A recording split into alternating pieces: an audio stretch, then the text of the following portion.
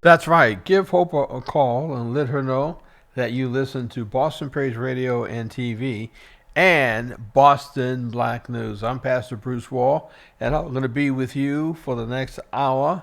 And we're going to spend some time talking about some community related matters that have come to my attention. And before we actually step into that, I would like to read a press release that was sent to me on yesterday.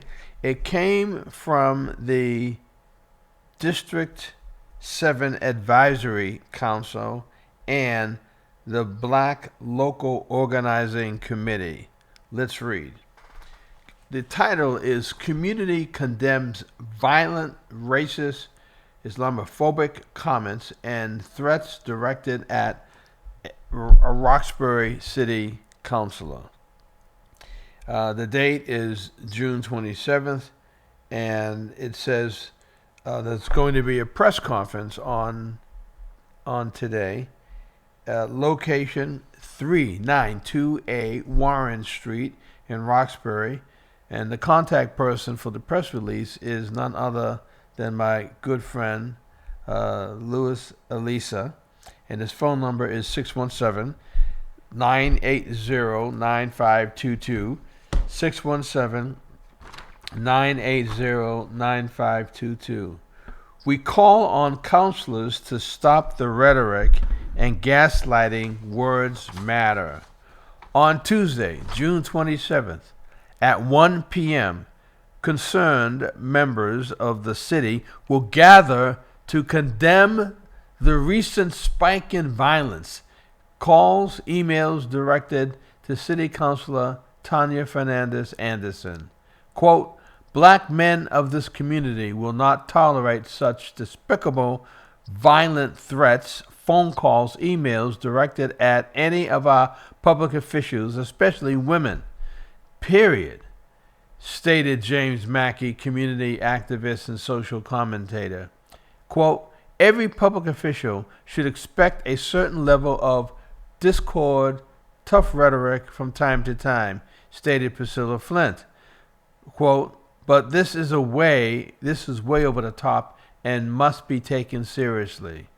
Longtime community activist Siddiqui Cambone stated, quote, violence against black women in this country is real. It's escalating right here in Boston, and we are not going to stand for it. Quote, our whole city is alarmed by the escalation of violent speech and threats against Councilor Anderson. Words have consequences, and we want to send a message to those stoking the fire. Be careful, end of quote, stated Dorchester organizer Mimi Ramos. Quote, the level of violent and Islamophobic speech has gone way past acceptable. We're going to be there for our counselor. She put her life on the line for us every day. She puts her life on the line for us. We're going to be there for her. We can't ignore it. We see every day what happens when folk try to dismiss it as free speech. Speech may be free, but it doesn't mean that your speech doesn't have consequences, Minister Randy Muhammad of Mosque number 11. Quote, we call on Councilors Flaherty, Flynn, Murphy, and staff to roll back the incendiary and unprecedented comments, emails, and text messages about the councilors of color. You're stoking this in a very dangerous way, stated District 7 Councilor member Diane Wilkerson. Longtime resident Louis Elisa stated, quote, the Boston Police Department has begun an investigation to determine the source of the last communications, and the FBI will be notified as well. Karen Wall, Pastor Karen M. I am. It also says, we're taking this seriously because we see it in the news daily, and what can happen when we don't. This is serious. These kinds of threats will not be tolerated. Community leaders will gather today on Tuesday to denounce the gaslighting and the threatened violence. And again, Tuesday, that's today, June 27th at 1 p.m., concerned members of the city will gather to condemn the recent spike in violent calls, emails directed to City Councilor Tanya Fernandez Anderson. So apparently, I don't know what specifically has prompted these attacks on City Councilor Tanya Fernandez Anderson, but something has happened, something she may have said. They may not like her, but there have been threats that have come to her via email and via telephone calls, and this is not the first time that this has happened to her. So we at Boston Praise Radio and TV and Boston Black News, we support the idea of having a press conference to support Councilor Anderson. She needs the support, she needs the love, and we cannot have members of our community attacked like this and have the community not respond at all. Caller, go ahead, you're live on the air. Okay, peace. Good morning. How you doing? This is Jamal Crawford. Hey, calling. Jamal, how you doing? What you got? All right. So the issue here is, she has committed the trifecta sin of being black, of being a woman, and being Muslim. Mm-hmm.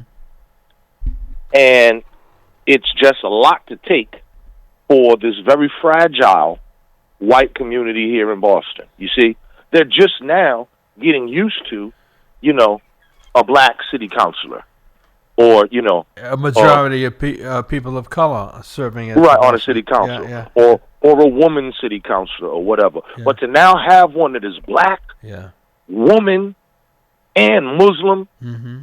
and then throw into the mix Cape Verdean, right. This is all just too foreign for these folks. It makes them very uncomfortable. And then, two, she's she's a fiery woman. Right?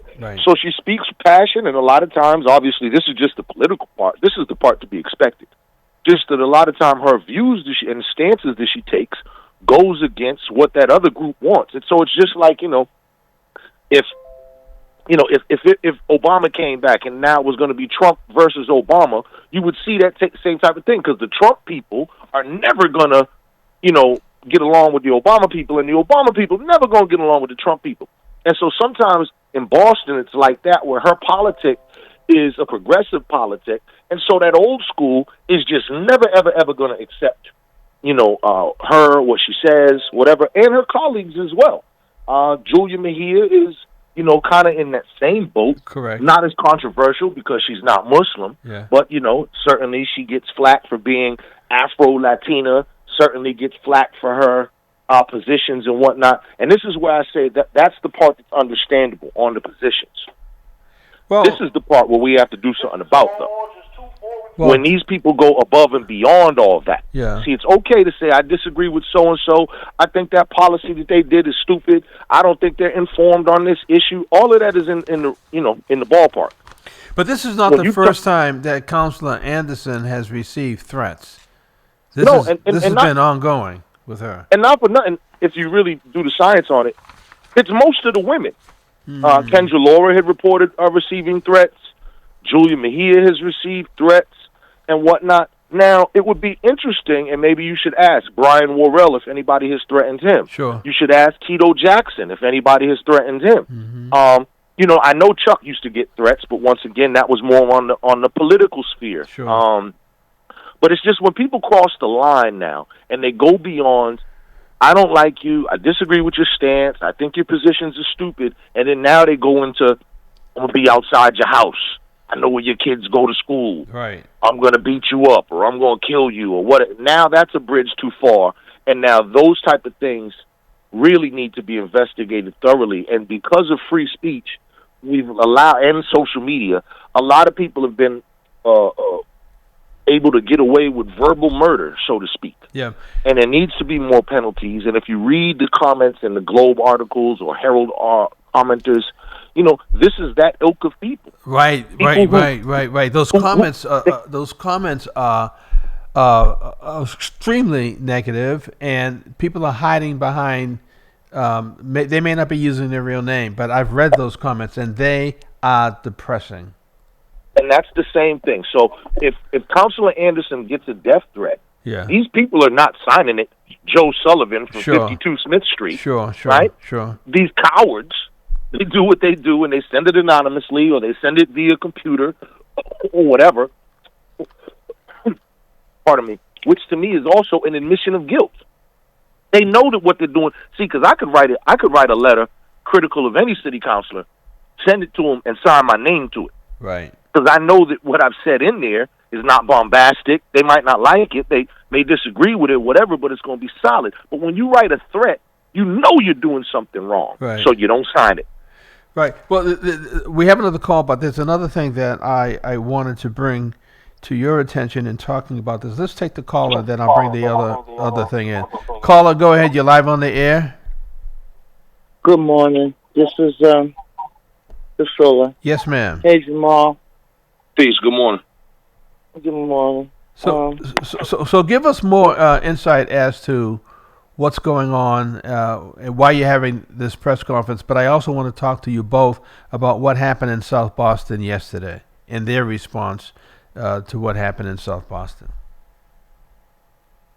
Okay, so the reason why we're having the press conference is because Councilor Tanya Fernandez Anderson has received threats against her children, and it's not acceptable. The things that have been going on down there at the city council is ridiculous, and the fact that Councilor Anderson seems to be the only one that's willing to be honest with the community and let them know what's going on, especially around the budget, and how the mayor is basically, it shows in detail where the money is going.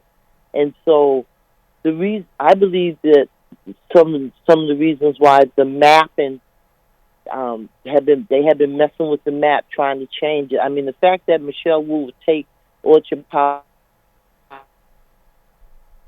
and all the other things she's doing, the O'Brien. I mean, there's so much, but we want the people to know, who's ever doing these threats, that we're not going to just stand around and just let you threaten our city councilor, especially ones that's actually doing the work that they're supposed to be doing for us. So, and that's why we're having it. So we'll see. We'll send out press release. We'll see who all comes. But we can't complain if we're not willing to stand up and fight or stand up and speak up. Well, I was just told on Facebook that the Nation of Islam has offered her security. Did either of you two know that? No. I'll go a step further. I'll say that's great, but it's also inadequate. Mm-hmm. So the Nation of Islam, as they often do, they make those offers, and that's great. But there also need to be additional security measures taken. And in my estimation, and this is kind of the same thing that happened after the Gene McGuire incident, I'm really not into the press conference thing. That's a good show of support and solidarity, I guess, for the community, but that's not a message to the people who sent the letter, because they're not thinking about that.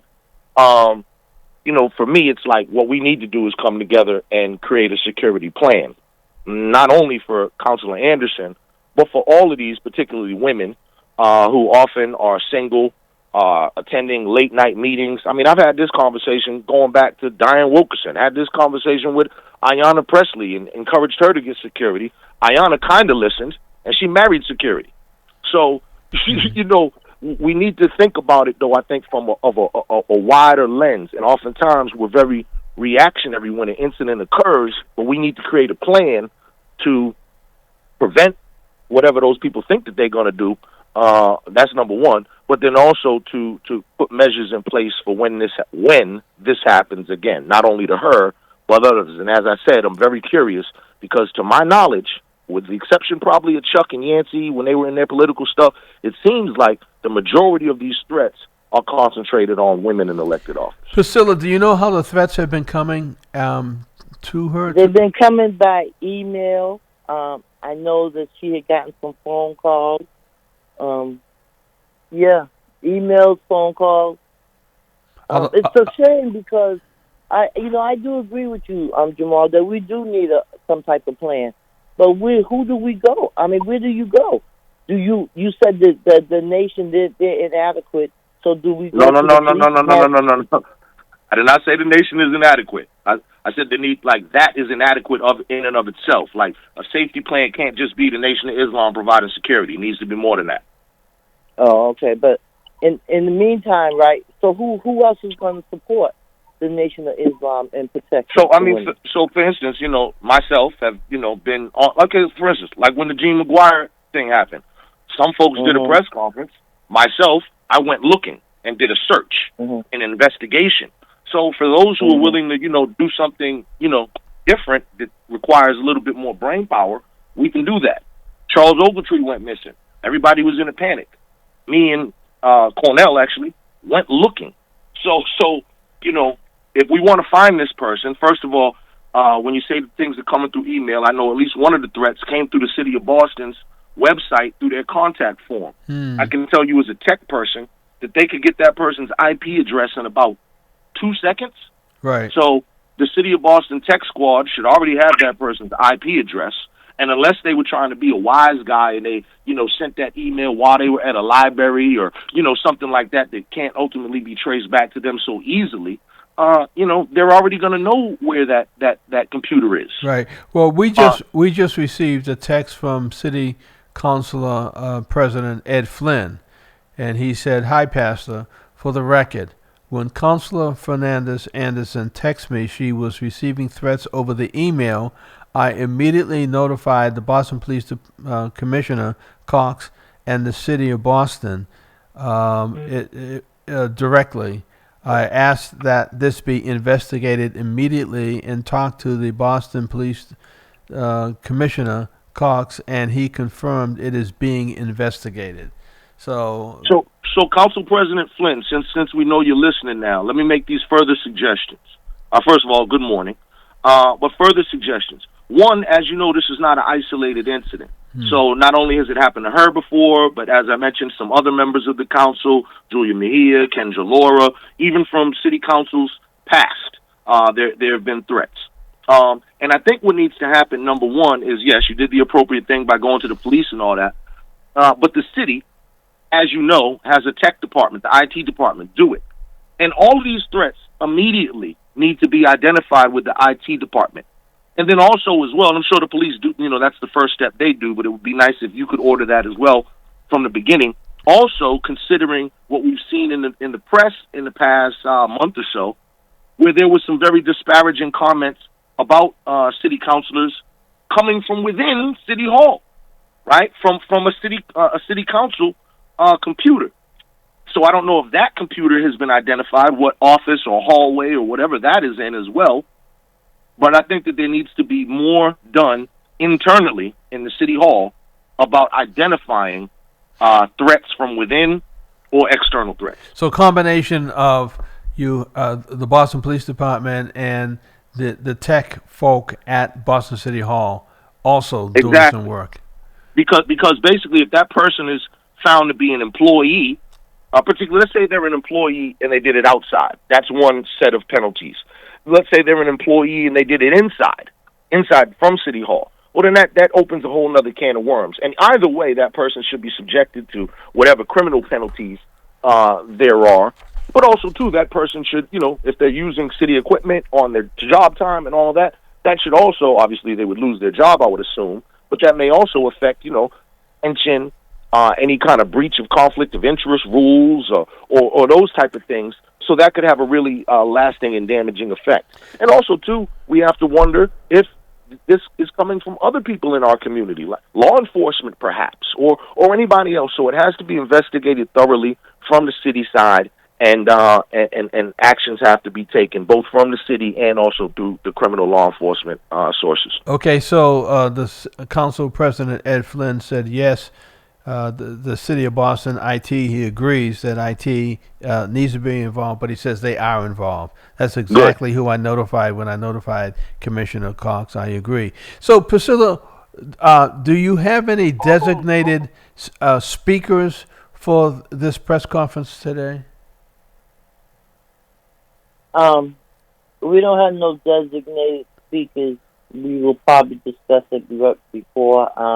I know probably, I'm sure that Senator will speak. I'm sure maybe Louis Alisa and a couple of other people. But the bottom line is that we do need to have some type of protection for our own. And I don't know if it's the police. I know that the nation do provide security, but it's just so much stuff is going on. It's kind of hard to. I mean, I can't imagine being threatened with my life for doing my job. And so there does have to be something. And I guess maybe the press conference is the first of several other things to be done. Well, I can't read this entire article. It's very long. It says Boston politicians come together to rescue drug-ridden Southie housing complex. Now, there was an overdose in a housing complex. A person overdosed. They died. There were 4 youngsters in a rundown South Boston condominium, and I don't know if this was yesterday, but it was recent, where the South Boston elected officials, Senator Nick Collins, U.S. Rep. Stephen Lynch, City Council President Ed Flynn, Aaron Murphy, all of these folk had a tour. They were taken on a tour around this development, and I'm assuming that they're spending time talking to the people. So one person dies of allegedly of an overdose, and all of these congressional elected officials of influence in the city come together, and they're pushing a plan. Don't you think that what's happening with Tanya Anderson, City Councilor Tanya Anderson, that the elected officials should be in the forefront of getting the help that she needs, and not just leave it to Minister Priscilla, Louis Alisa? Why is it that the South Boston elected officials come together? This isn't the first time that they've done something like this. When things happen there, they just do not have press conferences, but they come up with strategy that affects the people in the community. Why can't we do the same thing in Roxbury, Dorchester, and Mattapan? Well, Pastor Wall, okay, so 2 separate issues you brought up there. I'm going to try to tie them together a little bit. So, one, why hasn't the council as a whole denounced these, threats that have gone against Councilor Anderson? That could be a good look. Publicly, standing I together, think what would be more of a greater look is if the white councilors, and I hope Council President Flynn is still listening, if the white councilors, who right now is seen to be so divisive and bombastic, obviously by our side, the black and Latino side, that's how they're viewed. But by their side, they're viewed as champions. So it's, depends on perspective. But if those white councilors came together, right, to make an unequivocal statement about, and it would only be symbolic, to say that we denounce hate in all its forms. Right. Okay? Right. This woman has been attacked based on race. She's been attacked based on her gender and based on her religion. Right? Yeah. And we don't tolerate that. And if any of our constituents are doing that and you think you're doing it to be helpful to us, you're not helping.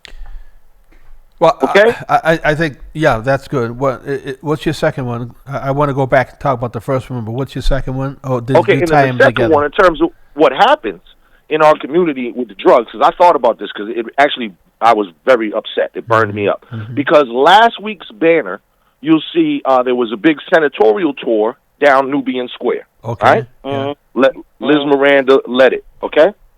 Now, we had a delegation come toward Nubian Square, led by Liz Miranda, to tell them how great and wonderful everything is in La La Land. Look at all this development. Look at these wonderful, thriving businesses and all that.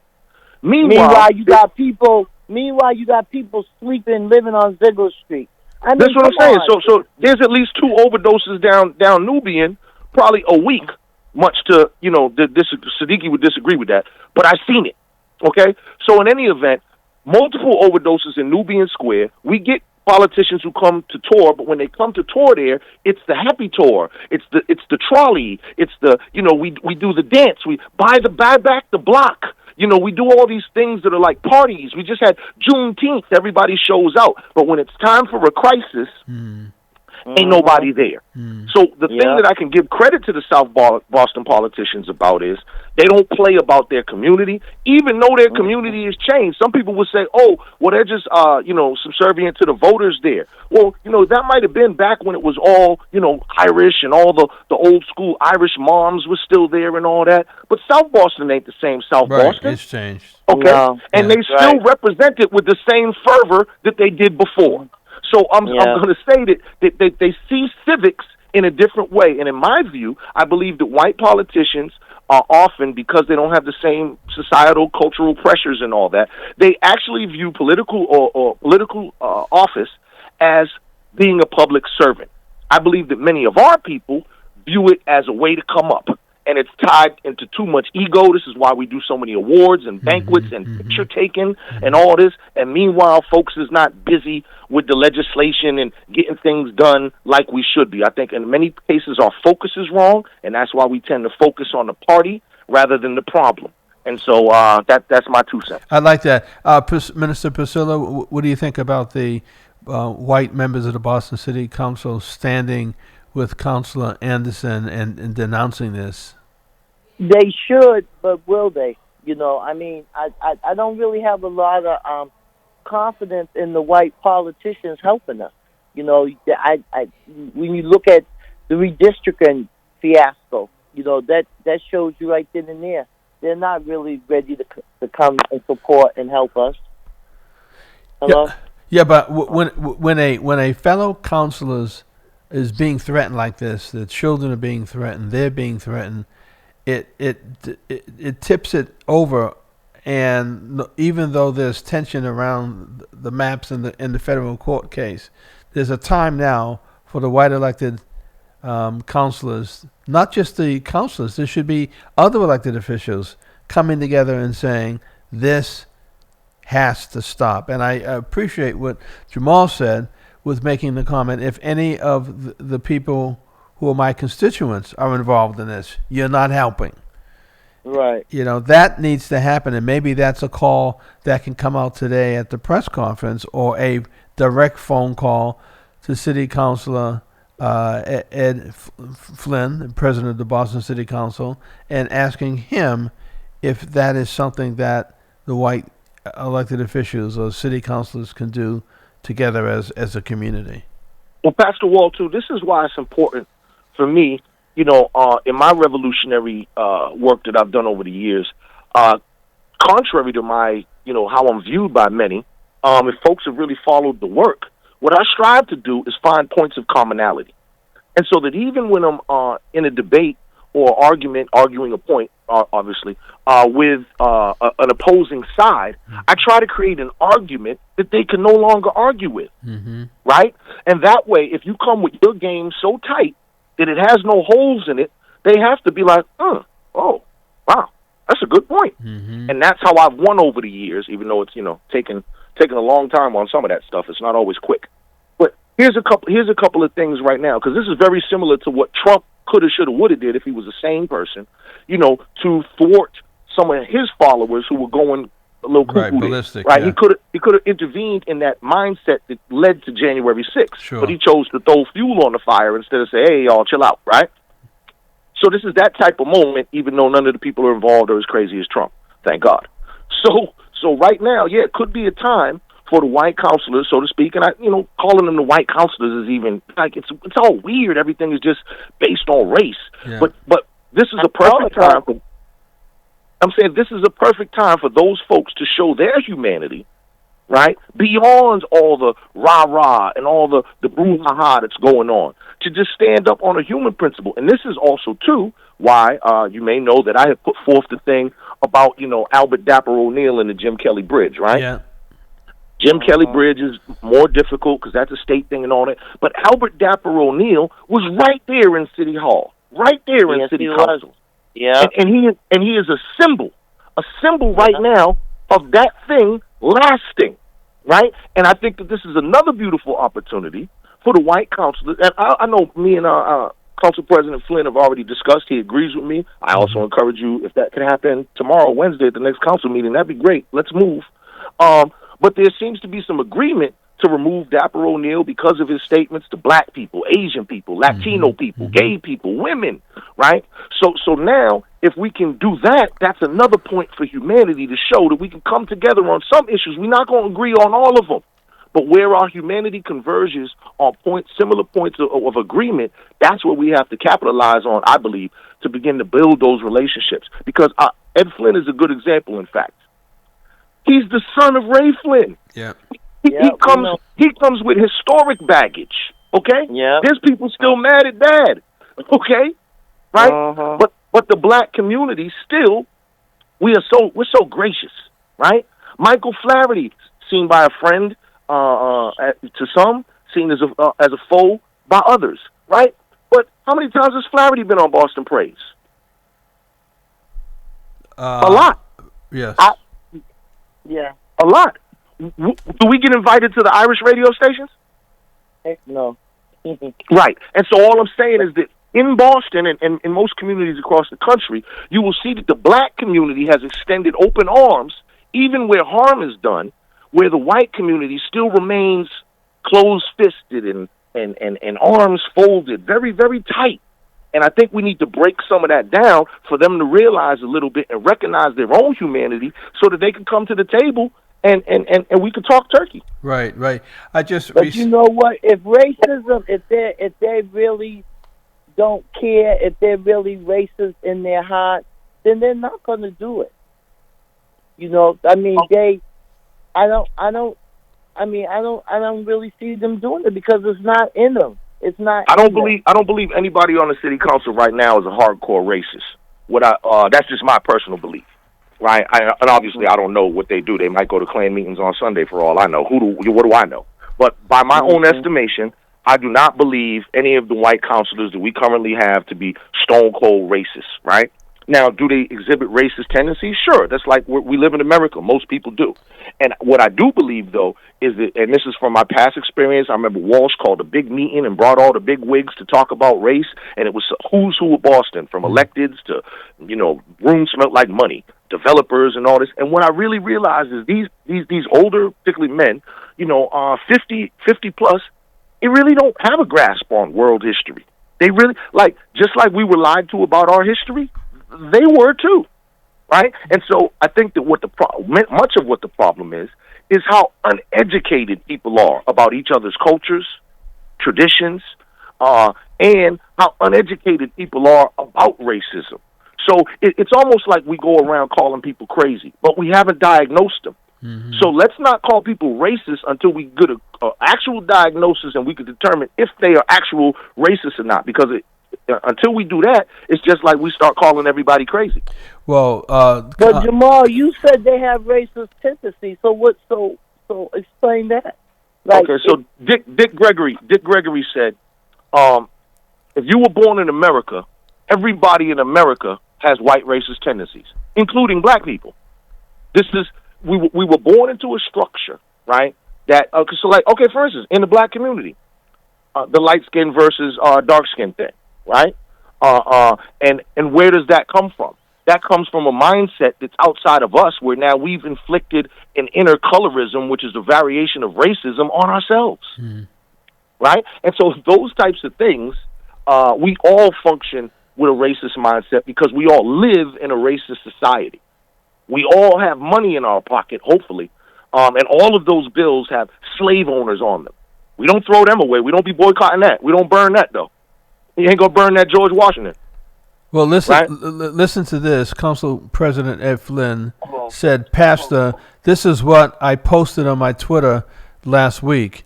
It's not acceptable to send threatening emails or communications to anyone, including public servants and elected officials. I have asked for an investigation with proper authorities when my colleagues receive threats. This hateful behavior is never accepted. And I also received a text from the Senator Nick Collins, and it's the front page of the Boston Herald, a picture that he sent me, and it says, Mayor Wu must stop politicizing public safety. That'd be an interesting discussion. But the front page of the Boston Herald are the elected officials, the white elected officials from South Boston, walking through South Boston and saying, clean up Southie. Again, it's that camaraderie, it's that coming together, it's using their political force to affect a change in their city and neighborhood. This is not just a tour they went on. This was something that they went on that's going to, the end result is going to be some movement. The needle is going to be moved because of what they did. I don't see that in our Roxbury, Dorchester, and Mattapan. So, first of all, kudos to Council President Flynn for that statement. That's great. I think that could be bolstered by turning that into an official statement and, once again, getting other councilors to sign on and reading that officially from city council chambers at the next meeting to enter it as part of the official public record. The official record. You want it on the official record, yes. Absolutely. Yep. And not for nothing, I'm sure that because the city council, just like City of Boston, has a elaborate code of conduct and all that. I wonder if there's anything in there specifically about that. Mm-hmm. But that would also be a good time to double down on if that if that came from anybody who is either another elected official or staffer or an aide or whatever. If it came from internally, there should be a whole other code of conduct for that. I don't know if anything specifically relates to that, but I encourage that, and so that's a good move. So Pastor, as I was reading about it, and they were talking about the walkthrough at the McCormick projects, they were talking about how it's about to be renovated, and most of it's about to be tore down beginning next year, mm-hmm. right? And then it's about to be redone. 2,000 people are about to be displaced and moved around, just like when they did academies and all that type of thing, right? Sure. So that was already in the wing. And so this is the thing, too. It's not just reactionary. So when they did a tour, right, the results were already in the wings. It might not have got there quick enough, but the results was already on the wings because they had already secured the renovations to the thing from work that they had already did probably multiple years ago, right, however long that takes, right, to secure the funds and all that for the renovations and all that. And then, too, remember, I believe McCormick, isn't that Stephen Lynch's mother? Honestly, I don't know. I can't say yes. I believe it's somebody's mother. It's one of the politicians' mother. I know they don't have the same last name, but I believe it's Lynch's mother or what have you. But there's also a thing. So could you imagine, if the Haley family was in control of Heath Street, the Haley projects, right? There would be a more of a intimate attachment to it if they were big politicians or something like that. So all of that stuff works in the favor. But once again, by the time they got there in the time of crisis, there was already an answer in the wings, a solution in the wings based on work that they had done previously. So when they go there, they could tell people, oh, yeah, listen, well, the whole thing's about to get renovated next year. Right. And then that's going to be a big hubbubaloo, too, because, as they move people all over the place, 2,000 people they got to move, or 2,000 units. So that could be people, families, whatever. But that's a big move, so all of that. But I'm concerned about the needle moving. When we have press conferences, when we take these walks, the needle has to be moved. And you're saying that needle was probably moving even before that walk because they've been working on these projects for a long time. Eric Kennedy says on Facebook, there should be a, quote, one for all and all for one within the Boston City Council, but there doesn't seem to be in existence. What happens to one Boston? Yeah, what happened to the one Boston attitude? What a joke, he said. So to that point there, if you remember at the time, I wrote a piece and did a whole thing, with the marathon, and we called it A Tale of Two Cities, based on the classic, right? But yeah, that one Boston, that was never, we were never included in that. You already know that. Yeah. And the marathon was another example. Obviously, it was a big tragedy and got global attention and everything. But at the end of the day, a very small number of people were hurt, as opposed to what's been happening in the black community since before that, after that, with very little fanfare. Yeah. Right? So these are the types of things. And to his point, there should be a all-for-one type of situation, but we have so many of those. The schools should be all for one, right? The violence and public safety should be all for one. Yeah. Housing should be all for one. In fact, there's really not too many issues that we should be divided on, and that's the thing. That's where the trick is, right? And we have to figure it out. I think one solution I have is that, once again, I've said this before, but I think Eric Kennedy should run. We should run Eric Kennedy as a candidate, and we just use posters with no pictures on them. He's going to respond. Why? Because of the Kennedy name? You know it. That's money in the bank. That's money in the bank. Right, Kennedy. Just run the last name, Kennedy. This has been an interesting conversation. I'm going to push the city council president, Ed Flynn, to come on the air with us and have a discussion and talk about all of the strategies and the things that he's done, what his dad has done. Don't you think that some of the Boston City councilors who have been there for a while should be mentoring the newer folk that are coming in? I don't see that happening at all. Well, sir, you can only teach. Mentored themselves. Shoot. I was going to say you can only teach those who are willing, and so because of the perception and the relationship, one, particularly a city council of color, might not take mentorship, or be open to mentorship from, let's say, Ed Flynn or Mike Flaherty, right? Yeah. But watch this. So on the flip side, we would say, okay, well, I know Charles Yancey's phone must be ringing off the hook, right? That's not happening either. Exactly. Right, that's not happening either. So what we have is a new generation of, and it's funny, have you heard the practice of Columbusing? When white people discover something and act like it's brand new, like they discovered America, even though there was people already here, they call it Columbusing. Okay? So we do Columbusing ourselves to ourselves. This is what's now happening with the reparations movement, the Black Power movement, what happened with Black Lives Matter. Every new generation is a new generation that says, I know how to do it, even though they never did it before. They know how to build a car better than you. They're not listening to Ford and your Model T. Screw that. We know how to do it better. Never built a car before, but they know how to do it better. And that's why, talk about trial and error. We're doing a lot more trial and error because people don't realize that you could reduce your error rate by listening to those that came before you who could tell you, don't do that. It's just like directions. Don't go down that street. That's a dead end.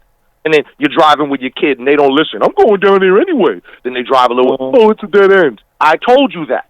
Right. See, so these are the types of things that we need to be more critical of. And once again, this is beyond race. This is human. This is our own attitudes. There's too much ego and arrogance right now. There's not enough humility. People don't want to learn. There's plenty of opportunities to learn. We all walk around with a Star Trek computer in our pocket that we could ask any question in the world. But we ask it about rap and basketball and recipes.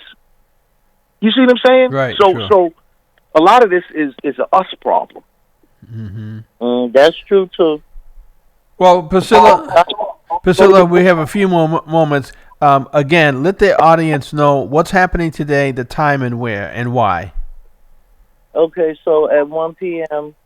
we're having District 7 to the Advisory Council and the block are putting on a press conference at 329A Warren Street based on the threat that City Councilor Tanya Fernandez Anderson have been getting.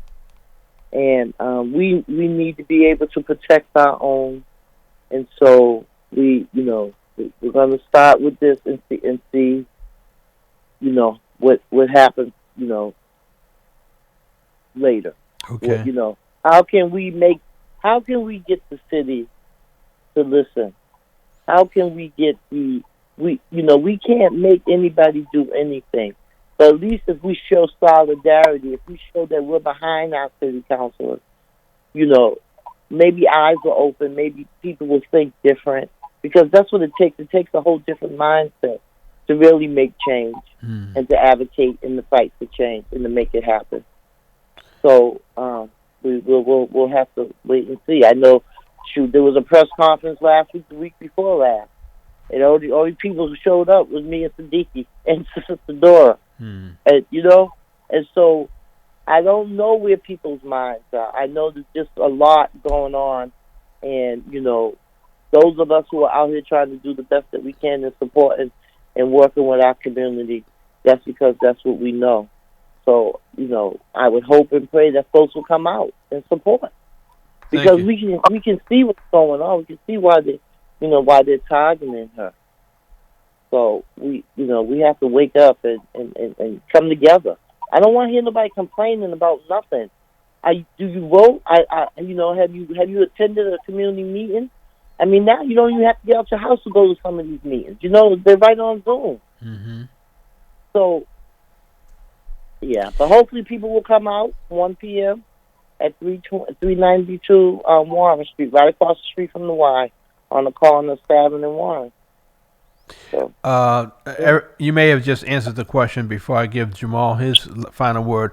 Eric was asking, what building is at that address and why there? Well, the reason there, we were going to do it in Nubian Square, but we heard about the rain, so we decided to do it inside because we didn't want to get rained out. Okay. All right. And Jamal, any final comment? I just really encourage people, as always, do more study, do more research, do more investigation. On this type of situation, I really would like to find out, who that was, what's the motivation behind it. Is it an isolated, crackpot incident? Once again, a Herald commenter sitting in his underwear at 2 o'clock in the morning, or is this a serious threat, right? Because there's a big difference, right? So that type of thing is to ascertain the threat. I want to double down on what I said before in terms of developing a security plan. So the Nation of Islam providing security, that'd be great. I would also encourage, contact with, I know they're already in contact with the BPD, but as you know, our guy, Larry Ellison, specifically Detective Larry Ellison, as he did with your church, show you a couple of things. There's things that, hopefully she's already doing, and if not, when I speak to her, we'll certainly recommend about doing for her own personal safety in her home, her vehicle, these type of things, and developing an overall security plan. So, so that's it, and not for nothing, and everybody.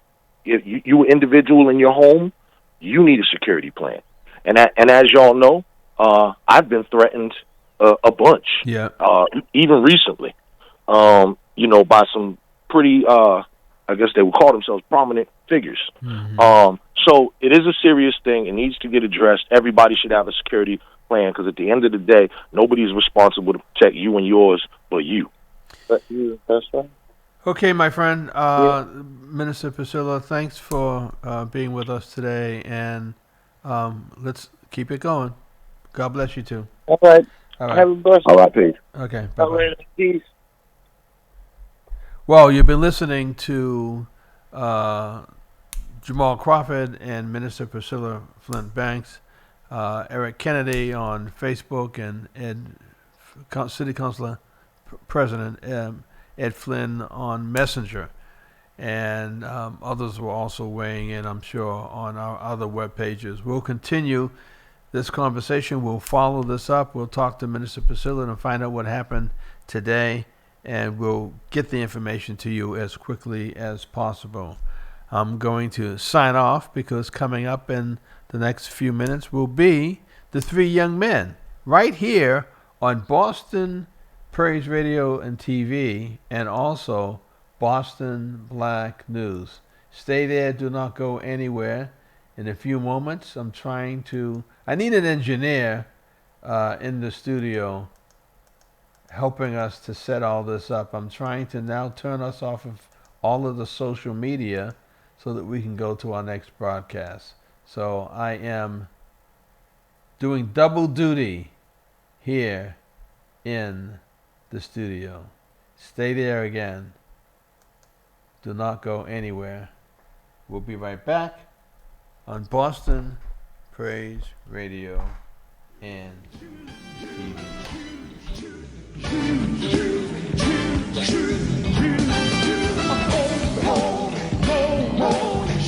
Shade, make the name, anoint the horn, upon the horn, shoot, shoot, shoot, shoot,